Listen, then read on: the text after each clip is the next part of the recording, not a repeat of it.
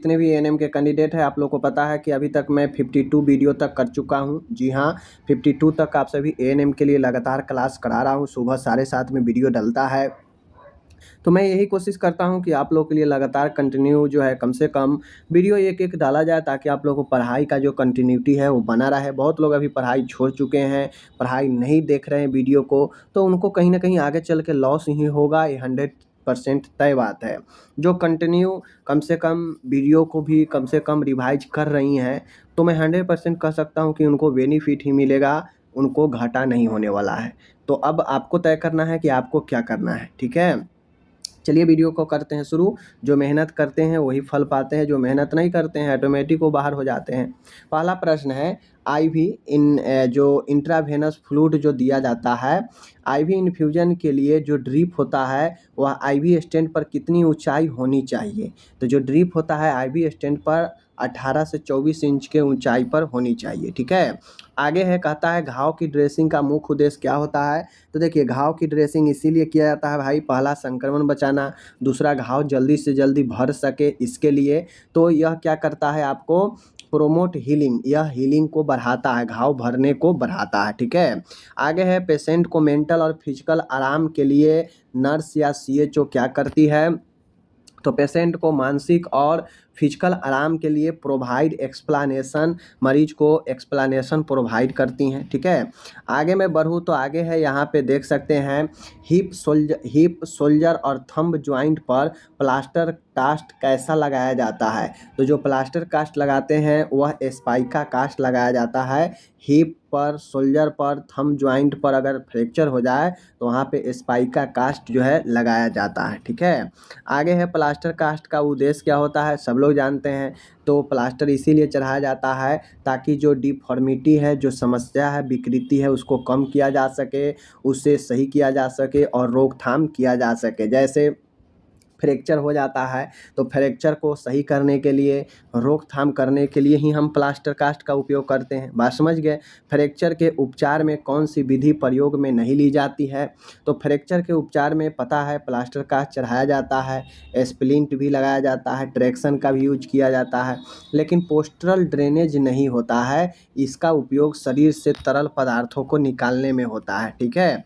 आगे मैं बढ़ता हूँ, आगे क्वेश्चन है यहाँ पे, फ्रैक्चर, स्प्रेन, स्ट्रेन, डिसलोकेशन के इलाज में कौन सी विधि प्रयोग नहीं होती है? तो देखिए, अस्थि भंग हो या फिर मोच हो या फिर हड्डी अपने जगह से डिसलोकेट हो गया हो, तो इन सभी विधि में किसका प्रयोग नहीं होगा?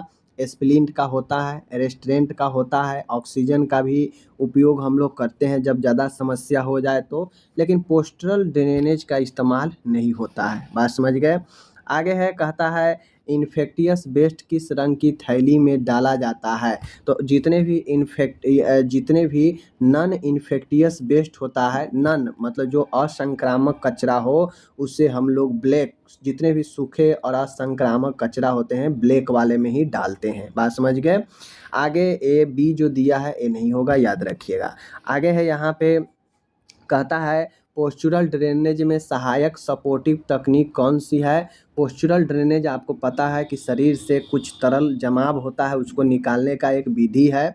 तो सपोर्टिव तकनीक जो होता है, यहाँ पे हॉट स्टीम इन्हेलेशन सपोर्ट तकनीक का इस्तेमाल जो है यहाँ पे जो है कौन सी तकनीक का पोस्चुरल ड्रेनेज में सहायक सपोर्टिव तकनीक कौन सा है? तो पहला ए आंसर तो जो है आपका गलत है, ठीक है, ए आंसर गलत है। यहाँ पे क्या होता है? चेस्ट टैपिंग होता है, ठीक है ना, चेस्ट टैपिंग इसका राइट आंसर होगा, option number D. Postural drainage में सपोर्ट टेक्निक चेस्ट टैपिंग होता है, ठीक है, इसको ध्यान में रखना है। आगे है, यहाँ पे रिस्पायरेटरी ट्रैक्ट में श्वसन नली में स्राव के जमाव को दूर करने के लिए नर्स या सीएचओ क्या करती है? तो क्या करती है? Provide side lying, tracheostomy, suctioning, removal of trachea. तो श्वसन नली में कुछ स्राव का जमा हो जाता है तो उसके लिए सक्शन किया जाता है, ये नहीं होगा, suction is the right answer, ठीक है। 10 सेकेंड के लिए करते हैं। आगे है, यहाँ पे इंडोट्रेकियल इंटूबेशन में, यानी ट्रेकिया के अंदर से एक ट्यूब डाला जाता है, उसमें बेस्ट सूटेबल पोजीशन कौन सी होती है? तो बेस्ट सुइटेबल पोजीशन जो होता है कौन सा होता है, इंडोट्रेकियल इंटूबेशन में बेस्ट सुइटेबल पोजीशन कौन सा होता है। तो इसका राइट आंसर जो है इंडोट्रेकियल ट्यूब इंटूबेशन यानी ईटी ट्यूब जो होता है, ईटी ट्यूब को बेस्ट सुइटेबल पोजीशन अपन सपाइन पोजीशन ही होता है, ये बातें ध्यान में रखिए। आगे है ग्रेविटी द्वारा स्राव निकालने की प्रक्रिया क्या कहलाती है। तो अभी मैं वही ऊपर में आपको बता रहा था कि ग्रेविटी द्वारा जो निकलता है इसमें बेसिकली ग्रेविटी काम करता है। जो शरीर में जो तरल होते हैं शरीर के अंदर, अगर वो ज़्यादा है तो उसको हम निकालना चाहते हैं तो उसके लिए ग्रेविटी काम करता है, वो है पोस्टरल ड्रेनेज, ठीक है ना, पोस्टरल ड्रेनेज। आगे है यहाँ पे BMW बायोमेडिकल वेस्ट के अनुसार body part placenta dressing material किस बैग में डाले जाते हैं, तो येलो कलर के बैग में डाले जाते हैं, ठीक है। आगे है ट्रेकियोस्टोमी ट्यूब में मरीज अलार्म नहीं बजा पा रहा है, नर्स क्या करेगा। यानी ट्रेकियोस्टोमी ट्यूब में मरीज अलार्म नहीं बजा पा रहा है तो नर्स को क्या करना चाहिए, तो नर्स को कॉलिंग बेल देना चाहिए। नर्स क्या करेगा, तो नर्स को कॉलिंग बेल देना चाहिए। अगर ट्रेकियोस्टोमी ट्यूब में मरीज अलार्म नहीं बजा पा रहा है तो नर्स को कॉलिंग बेल देना चाहिए, ठीक है ना, बेल के लिए बुलाना चाहिए। आगे है शार्प इंस्ट्रूमेंट को कहाँ डिस्केड करते हैं, यानी नुकीला जो भी होता है तो नुकीला को हम लोग ब्लू बीन में डिस्केड करते हैं, याद रखिएगा।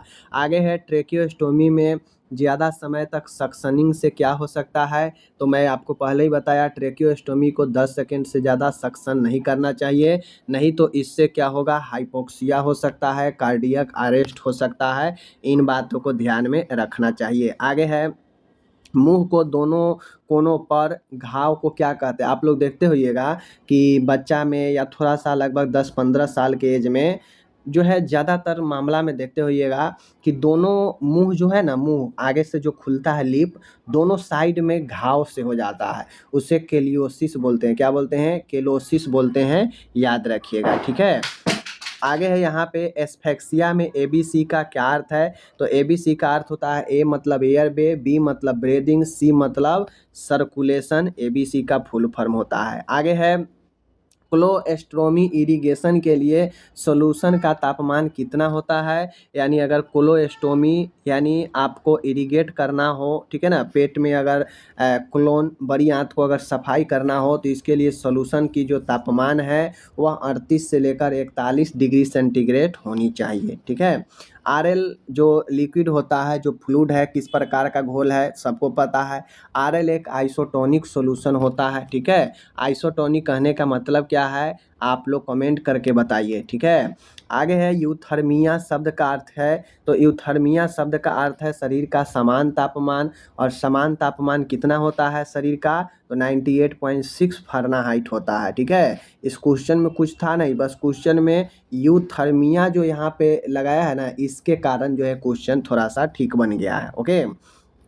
आगे है, कहता है कि हिपेरिन थेरेपी में रक्त की जांच के लिए कौन सा टेस्ट किया जाता है। तो हिपेरिन टेस्ट थेरेपी में रक्त की जांच में कौन सा टेस्ट किया जाता है, तो बहुत शानदार क्वेश्चन है।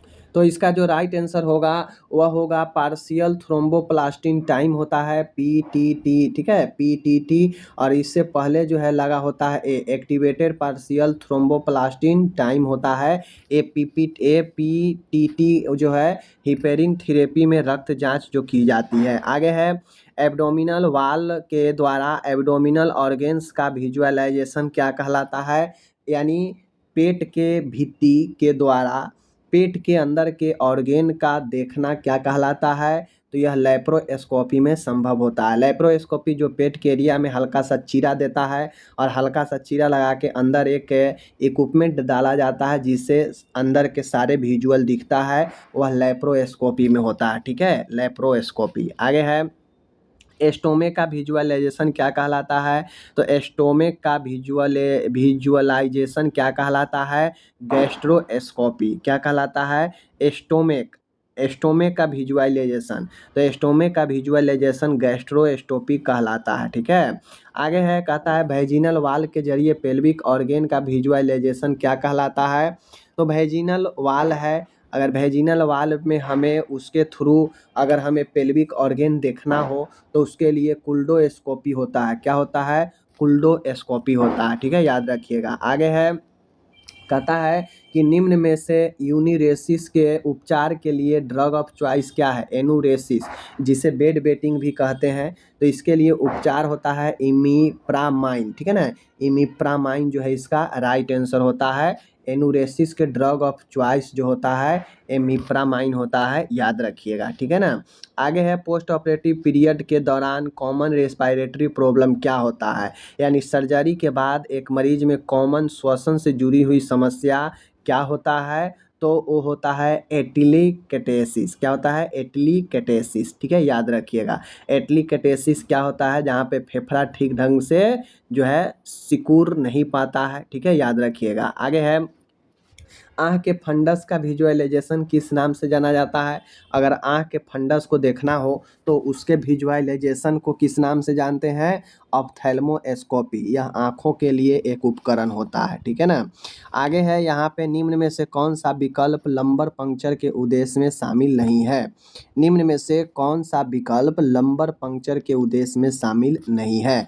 तो लंबर पंक्चर के उद्देश्य में जो शामिल नहीं है वो कौन सा नहीं है? तो लंबर इरिगेशन। लंबर इरिगेशन जो होता है, देखिए, तो लंबर पंक्चर के उद्देश्य में हम एनेस्थेसिया भी दे सकते हैं, इसलिए भी लंबर पंक्चर कर सकते हैं। सीएएसएफ की जांच करना हो उसके लिए भी लंबर पंक्चर कर सकते हैं। स्पाइनल कॉर्ड में दवाई देना हो उसके लिए लंबर पंक्चर कर सकते हैं। लेकिन लंबर इरिगेशन नहीं होता है माय डियर। कभी भी लंबर इरिगेशन करने के लिए हम लंबर पंक्चर नहीं करते हैं। इन बातों को ध्यान में रखना है। आगे है एडल्ट के लिए लंबर पंक्चर की कॉमन साइट कौन सी होती है? तो एडल्ट के लिए लंबर पंक्चर की जो नॉर्मल साइट होती है बिटवीन L1 L2 वर्टेब्रा, ठीक है ना। L1 L2 वर्टेब्रा, ठीक है, याद रखिएगा, L1 L2 के बीच में। आगे है एब्डोमिनल पैरासिम्प्टोसिस के लिए मोस्ट कॉमन साइट कौन सा उपयोग में लिया जाता है? देखिए, एब्डोमिनल पैरासिम्प्टोसिस, एब्डोमिनल पैरासिम्प्टोसिस का मतलब है कि पेट के साइड से पेट के भित्ति पर इंजेक्शन चुभोकर पेट के अंदर से पानी निकाला जाता है, ठीक है ना। तो ये एब्डोमिनल पैरासिम्प्टोसिस के लिए जो बेस्ट साइट है symphysis pubis umbilical, symphysis pubis और अम्बिलिकल्स के बीच मिड लाइन के ऊपर, ठीक है, यानी यह तिरछा होता है साइड से। सिम्फेसिस प्यूबिस और अम्बिलिकल्स के बीच मिडिल लाइन के ऊपर जो है हम एब्डोमिनल पैरासिम्प्टोसिस करते हैं, जहाँ पे एक बड़ा सा इंजेक्शन अंदर चुभोकर अंदर से अगर कोई पानी उनी जमा हो तो उसको निकाला जाता है। आगे है प्लूरल फ्लूइड एस्पायरेशन के लिए मोस्ट कॉमन साइट क्या है? यानी अगर प्लूरल से अगर फेफड़ा से अगर कोई तरल निकालना हो, जैसे फेफड़ा में पानी भर जाना, पस भर जाना, तो उससे उसको अगर निकालना हो तो उसके लिए हम लोग फिफ्थ इंटरकोस्टल स्पेस का उपयोग करते हैं, ठीक है। यह इंटरकोस्टल मसल्स होता है, उस बीच में 5वें नंबर के इंटरकोस्टल मसल्स स्पेस के बीच में हम लगाते हैं इंजेक्शन और जो है निकालते हैं वहाँ से फ्लूइड को। आगे है यहाँ पे एब्डोमिनल पैरासिम्प्टोसिस टर्म का अर्थ क्या है? अभी मैंने बताया कि पेरिटोनियल कैविटी से फ्लूइड को बाहर निकालना, यही जो है आपका एब्डोमिनल पैरासिम्प्टोसिस होता है, ठीक है। एब्डोमिनल पैरासिम्प्टोसिस में जो एब्डोमिनल वाल है, ऊपर का जो भित्ति है पेट वाला, वहाँ से एक बड़ा जो है साइज का जो है सुई जो होता है लगाकर पानी खींचा जाता है, ठीक है।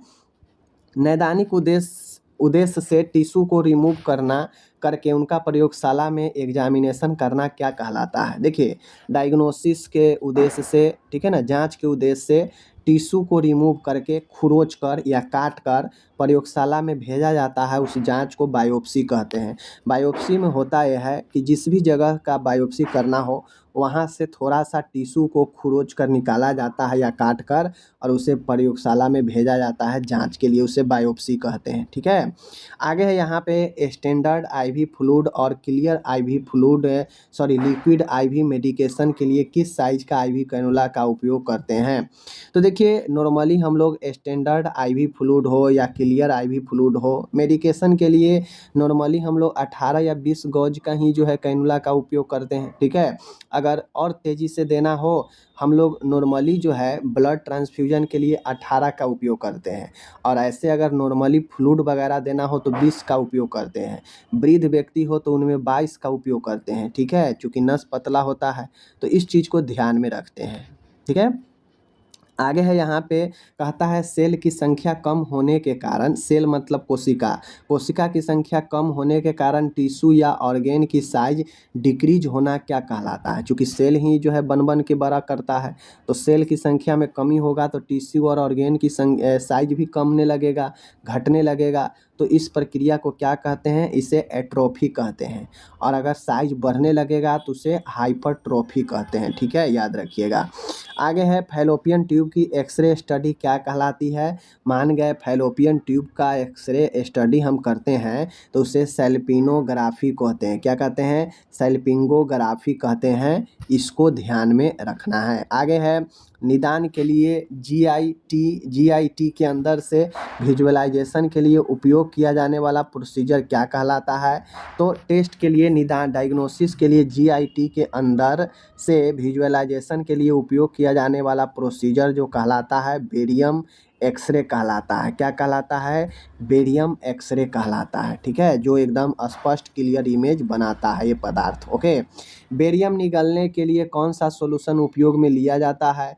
तो बेरियम जो स्वालो किया जाता है, निगला जाता है, जिसके बाद जो है इमेज लिया जाता है एक्सरे एमआरआई, तो वो बेरियम सल्फेट होता है। ठीक है, जिसको दिया जाता है मरीज को इमेज लेने से कुछ समय पहले। आगे है ऑब्स्ट्रक्शन का डायग्नोसिस करने के लिए, यानी अवरुद्ध का निदान करने के लिए प्रयोग की जाने वाले डायग्नोस्टिक एड जो ओसोफेगस, स्टोमक और ड्यूडेनम के ग्रोथ और अल्सरेशन के लिए की जाती है वह बेरियम मील होता है। देखिए, अगर पेट के हिस्से में अगर कोई रुकावट हो, ऑब्स्ट्रक्शन हो, एसोफेगस से लेकर स्टोमक से लेकर ड्यूडेनम तक अगर हमें कोई चीज़ जांच करना है तो उसके लिए बेरियम मील का इस्तेमाल करते हैं। ठीक है, आगे है राइट साइडेड कार्डियक कैथेटराइजेशन, यानी राइट साइड में हमको कार्डियक कैथेटराइज करना है तो कौन सी धमनी या शिरा के माध्यम से डाला जाएगा कैथेटर को। तो उसके लिए हम लोग उपयोग करते हैं फीमोरल वेन। फीमोरल वेन जो होता है, इस वेन के जरिए आगे क्वेश्चन है आपके सभी के बीच में, लीवर बायोप्सी लेने के लिए मोस्ट कॉमन साइट क्या है। तो लीवर से बायोप्सी लेने के लिए मोस्ट कॉमन साइट है राइट हाइपोकॉन्ड्रियल रीजन। ठीक है, राइट हाइपोकॉन्ड्रियल रीजन से हम जो है लीवर का बायोप्सी कर सकते हैं। ठीक है, आगे है मेनिंजाइटिस के मरीज में कौन सा डायग्नोस्टिक टेस्ट उपयोग में लिए जाते हैं। तो मेनिंजाइटिस के मरीजों के लिए जो निदान होता है उसमें लंबर पंक्चर करके हम जो है फ्लूइड को CSF fluid, cerebro spinal fluid को निकालते हैं और जांच के लिए भेजते हैं, पता करते हैं कि कौन सा इन्फेक्शन है, क्या है। ठीक है, शरीर के संपूर्ण रक्त में 100 ml सोडियम क्लोराइड की कॉन्सेंट्रेशन कितनी होती है। तो शरीर के संपूर्ण रक्त में प्रति 100 ml में कितने सोडियम क्लोराइड यानी NaCl होते हैं। ठीक है, कितने, 100 ml में, तो 100 ml में 0.9% NaCl होता है, जो कि आप लोग पढ़े हैं। 0.9% आप लोग सॉल्यूशन भी पढ़े होंगे। दर्द युक्त मूत्र विसर्जन, पेनफुल म्यूटिनेशन को क्या कहा जाता है। तो जब दर्द से कराहता हुआ या मूत्र विसर्जन में कठिनाई हो उसे डायूसूरिया बोलते हैं। आगे है स्टेटोस्कोप की सहायता से एग्जामिनेशन करने को क्या कहा जाता है। तो स्टेटोस्कोप की सहायता से जो एग्जामिनेशन करते हैं उसे ऑस्कुलेशन बोलते हैं। क्या बोलते हैं, ऑस्कुलेशन बोलते हैं। आगे है मरीज को ओरल, मुंह के द्वारा मेडिसिन कब नहीं देनी चाहिए। तो जब मरीज वोमिटिंग होने लगे, वोमिटिंग से फेंकने लगे दवाई, तो जो है हम उसे ओरल रूट से दवाइयाँ नहीं देंगे।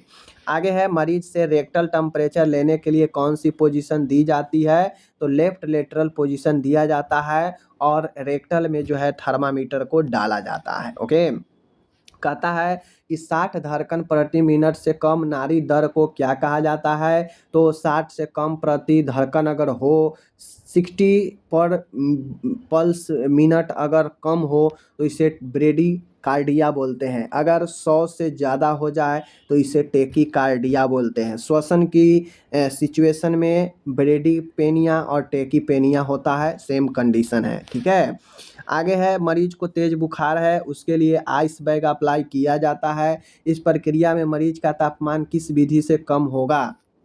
तो एक मरीज है, बुखार है यानी टेम्परेचर ज़्यादा है, उसको हम आइस बैग अप्लाई करते हैं यानी ठंडक प्रदान करने के लिए हम आइस का उपयोग करते हैं। तो किस विधि से तापमान जो है नीचे होता है, तो होगा एवेपोरेशन, ठीक है, एवेपोरेशन विधि से। आगे मैं बढ़ता हूँ, डिजॉक्सिन टॉक्सिसिटी के साइन और सिम्टम्स क्या है। कोई डिजॉक्सिन लिया और उसे टॉक्सिसिटी हो गया, उससे उसे जो है क्या हो गया, फेल कर गया, दवाई टॉक्सिक हो गया, तो साइन एंड सिम्टम्स क्या होगा, तो इनमें से सभी होगा, bradycardia, hypovolemia, anorexia, nausea, vomiting, headache, सब कुछ, blurred vision, diplopia, yellow green halo, mental confusion, सब कुछ होता है, ठीक है। क्लिनिकल में मैनिफेस्टेशंस में ऑब्जेक्टिव डाटा का अर्थ क्या है, तो क्लिनिकल लक्षण में ऑब्जेक्टिव डाटा का मतलब होता है साइन, चिन्ह, ठीक है। आगे है यहाँ पे नर्सिंग प्रोसेस के अंदर मरीज की एक्चुअल प्रॉब्लम को कौन से चरण में शामिल किया जाता है, तो मरीज को कौन सा एक्चुअल वास्तव में समस्या है, इसका निर्धारण तो भाई दूसरे स्टेप नर्सिंग डायग्नोसिस में ही जो है समस्या का निर्धारण हो जाता है। आगे है अचानक से उच्च तापमान का निम्न तापमान होना, यह क्राइसिस कहलाता है, ठीक है। अचानक बॉडी का तापमान हाई है और अचानक से फॉल्स कर जाए, नीचे गिर जाए, उसे क्राइसिस कहते हैं, ठीक है। आगे है यहाँ पे जिग जैग तरीके से तापमान में गिरावट आता है, यानी कभी तापमान बढ़ा फिर गिरा, कभी बढ़ा कभी गिरा, कभी बढ़ा कभी गिरा, जिग जैग मोशन में होता है, उसे स्टेडियम बोलते हैं। क्या बोलते हैं, स्टेडियम बोलते हैं। आगे है माय डियर, चिल्ड्रेन में रेक्टल टेम्परेचर को कहाँ तक इंसर्ट करते हैं, तो 1 से लेकर 1.5 इंच तक हम जो है बच्चे में मलाशय में जो है थर्मामीटर को डालते हैं। आगे है भाप के दबाव यानी स्टीम अंडर प्रेशर, भाप के दबाव में वस्तुओं को विसंक्रमित करना क्या कहलाता है, ऑटोक्लेव कहलाता है। जहाँ पे भाप में स्टीम प्रेशर में हम किसी भी वस्तु को स्टरलाइज करते हैं तो वह ऑटोक्लेव कहलाता है। आगे है ऑटोक्लेव में स्टरलाइजेशन किस टेम्परेचर पर प्रभावी रहता है, तो वह 121 डिग्री सेंटीग्रेड होगा। कौन सा होगा, 121 degree centigrade, option D right होगा। आगे है एडल्ट में नॉर्मल पल्स रेट 72 पर मिनट होता है, इसको आप लोग को ध्यान में रखना है। व्यक्ति में रोगों से लड़ने की क्षमता क्या कहलाता है, तो उसे इम्यूनिटी बोलते हैं, जिसमें व्यक्ति का इम्यूनिटी जो है रोगों से लड़ता है। आगे है संक्रामक रोगों से बचने के लिए संक्रमित मरीज को असंक्रमित मरीज से अलग रखना क्या कहलाता है। संक्रामक रोगों के फैलाव से बचने के लिए संक्रमित मरीज को जो है असंक्रमित मरीज से अलग रखना क्या कहलाता है, आइसोलेशन कहलाता है। क्या कहलाता है माय डियर, आइसोलेशन, पृथकीकरण। आगे क्वेश्चन है, एक व्यक्ति जो कि पैथोजन माइक्रो ऑर्गेनिज्म जो कि डिजीज करते हैं एक व्यक्ति को, वह उनके शरीर में है लेकिन कोई लक्षण दिखाई नहीं दे रहे हैं, उस रोग की विशेषता क्या होती है। यानी एक व्यक्ति के अंदर ऐसे सूक्ष्मजीव मौजूद है जो रोग उत्पन्न कर सकते हैं लेकिन उनके अंदर कोई लक्षण दिखाई नहीं दे रहे हैं, तो यह क्या है, तो यह एक कैरियर है, एक वाहक होता है। जो मरीज के अंदर इन्फेक्शन वाला सूक्ष्मजीव तो है लेकिन लक्षण कुछ नहीं दिख रहा है, और लक्षण नहीं दिखने के कारण वो दूसरे मरीज के साथ दूसरे व्यक्ति के साथ उठ रहा है, बैठ रहा है, खा रहा है, पी रहा है, तो वह भले उसमें लक्षण ना हो लेकिन सूक्ष्मजीव उसके अंदर है तो वह दूसरे को भी फैला सकता है, इसलिए उसे कैरियर वाहक कहा जाता है, ठीक है, वैसे व्यक्ति को। आगे क्वेश्चन है यहाँ पे, कहता है 101 फ़ारेनहाइट जो है तापमान कितना डिग्री सेंटीग्रेड में कितना होगा, आपके सामने ऑप्शन है, आपको कमेंट करके बताना है, ठीक है। आगे है संक्रमण मुक्त, फ्री फ्रॉम इन्फेक्शन को क्या कहा जाता है, तो संक्रमण मुक्त को एसेप्सिस बोलते हैं। सेप्सिस मतलब संक्रमण, एसेप्सिस मतलब अब्सेंस ऑफ संक्रमण, ठीक है। सभी संक्रमित उपकरणों को बीमारी के दौरान विसंक्रमित डिसइंफेक्शन करने को क्या कहते हैं, तो इसे कनकरेंट डिसइंफेक्शन कहते हैं, जो बीमारी के दौरान होता है। और जब व्यक्ति चला जाए, हॉस्पिटल छोड़ दे, चाहे डेथ के कारण या डिस्चार्ज के कारण, उसके बाद अगर कुछ हम करते हैं डिसइंफेक्ट, तो उसे टर्मिनल डिसइंफेक्ट बोलते हैं। और अगर मरीज के भर्ती के दौरान अगर हो तो उसे कनकरेंट बोलते हैं, ठीक है। आगे बढ़ता हूँ, आप लोग को ये क्वेश्चन बना के बताना है कि एक मरीज 2000 ml फ्लूइड को 18 घंटे में देना है, जबकि ड्रॉप फैक्टर 15 ड्रॉप प्रति ml जो है देना है। ठीक है ना, 1 ml में 15 ड्रॉप है। ठीक है, 18 घंटे में उसे 2000 ml हमें देना है। तो फ्लो रेट बताना है कि आखिर फ्लो रेट क्या होगा। आप इसको कैलकुलेशन करके 24 ड्रॉप पर मिनट लाइए, तब आप जानिएगा कि हाँ आपको आ गया। फ्लोरेंस नाइटिंगेल को अन्य किस नाम से जानते हैं? तो फ्लोरेंस नाइटिंगेल को लेडी विथ नेम के नाम से भी हम लोग जानते हैं, बहुत ही सुप्रसिद्ध है। आगे क्वेश्चन है, निम्न में से नॉन वर्बल कम्युनिकेशन का उदाहरण नहीं है, यानी नॉन वर्बल कम्युनिकेशन का उदाहरण नहीं है। जो नॉन वर्बल कम्युनिकेशन नहीं है, तो आई कांटेक्ट नॉन वर्बल है, फेशियल एक्सप्रेशन नॉन वर्बल है, बॉडी पोस्चर नॉन वर्बल है। यानी इन सब में जो है वर्बल नहीं होता है, लेकिन स्पोकन वर्ड जो कि बोला हुआ शब्द ये तो स्पोकन है, वर्बल है, तो ये अपना वर्बल नॉन वर्बल नहीं होगा। आगे है, कम्युनिकेशन प्रोसेस में एक व्यक्ति दूसरे को संदेश देता है तो उसे किस रूप में जाना जाता है? तो एक व्यक्ति दूसरे को संदेश देता है तो जो देने वाला है वो सेंडर होता है, जो प्राप्त करने वाला है रिसीवर होता है, जिस मीडियम के द्वारा जा रहा है वो चैनल होता है। ठीक है, और मटेरियल जो जो भेज रहे हैं आप जिस चीज़ को, वह मैसेज होता है। ठीक है, सूचना। आगे है, एडल्ट में नाड़ी दर के लिए most common site radial artery होता है। ठीक है, लेना हो अगर आपको तो। भोजन नली आरटी ट्यूब डालने से पहले नली की लंबाई को कैसे हम लोग मापते हैं? अगर हमें ट्यूब डालना हो, ठीक है ना, तो कैसे मापते हैं? तो नाक की टिप से ईयर लोब से जेफियाइड स्टर्नम तक जो है मापते हैं। ठीक है, यानी नाक से लेकर कान के लोब तक, फिर कान के लोब सब जीफी स्टर्नम तक जो है हम मापते हैं ट्यूब को, और तब नापने के बाद चिन्हा लगा देते हैं, मार्क कर देते हैं, और उतना ही तक अंदर इंसर्ट करते हैं। बात समझ गए? तो यही जो है ट्यूब डालने के लिए ऐसे ही नाप लेते हैं। तो इस प्रकार से मैंने आप आज को 70 से ऊपर क्वेश्चन मैंने कराया। उम्मीद है समझ में आया होगा, अच्छे अच्छे प्रश्न था। मिलते हैं अगले वीडियो के साथ, अपना ख्याल रखिएगा, धन्यवाद।